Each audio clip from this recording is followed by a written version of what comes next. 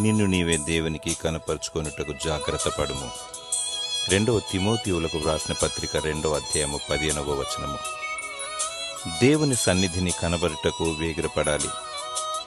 దేవుని దృష్టిలో నిందారహితముగా ఉండాలి. నీతిమంతుల సభలో పాపులు నిలవలేరు.